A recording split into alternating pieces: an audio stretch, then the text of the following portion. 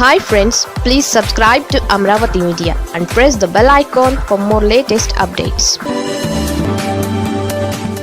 చంద్రబాబు సర్కారుకు ఇదే శాపంగా మారనుందా? చంద్రబాబు సర్కారు మెడకు భూదానాలు చుట్టుకుంటున్నాయి. విచ్చలవిడిగా పలు కంపెనీలకు భూముల్ని అప్పనంగా ఇవ్వడంపై మేధావులు, విద్యావంతులు, ఉద్యోగులలో అసంతృప్తి కనిపిస్తోంది. విజయవాడలో ఏపీఎస్ఆర్టీసీకి చెందిన కోట్లాది రూపాయలు విలువ చేసే భూమిని లులు సంస్థకు కట్టబెట్టడంపై ప్రజానీకంలో తీవ్ర వ్యతిరేకత కనిపిస్తోంది. అలాగే విశాఖ, నెల్లూరు జిల్లాలలో పలు కంపెనీలకు కారు చౌకగా భూముల్ని ధారాదత్తం చేయడం విమర్శల పాలవుతోంది.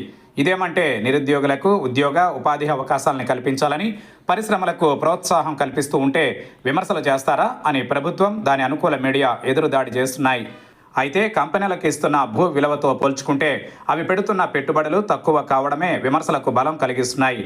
భూదానాల వెనుక భారీ అవినీతి ఉందని టీడీపీ అభిమాన నేత, కేంద్ర మాజీ మంత్రి వడ్డే శోభనాద్రీశ్వరిరావు లాంటి వారు విమర్శలు చేయడం ప్రాధాన్యం సంతరించుకుంది. అలాగే రాజధాని అమరావతికి 2వ దఫాలో 40,000 ఎకరాలకు పైగా భూముల్ని తీసుకోవాలని ప్రభుత్వం నిర్ణయించడంపై తీవ్ర వ్యతిరేకత వ్యక్తమవుతోంది. మొదటి విడతలో 10 ఏళ్ల క్రితం తీసుకున్న 33,000 ఎకరాల అభివృద్ధికే దిక్కులేదని, రైతులకు ఇంతవరకు చెప్పిన మేరకు ప్లాట్లు కేటాయించివ్వలేదనే విమర్శలున్నాయి. అందుకే 2వ విడతలో మళ్లీ అంతకుమించి భూముల్ని తీసుకోవాలనే నిర్ణయంపై ఆ ప్రాంత రైతాంగంతో పాటు పౌర సమాజం కూడా విస్మయం వ్యక్తం చేస్తోంది. ఇదేం భూదాహమని ఆశ్చర్యపోతున్న పరిస్థితి. ఇదే రీతిలో చంద్రబాబు పాలన సాగితే మాత్రం అనుకూలమైన అమరావతిలోనే వ్యతిరేకతను చవిచూడాల్సి వస్తుందనే చర్చకు తెరలేచింది.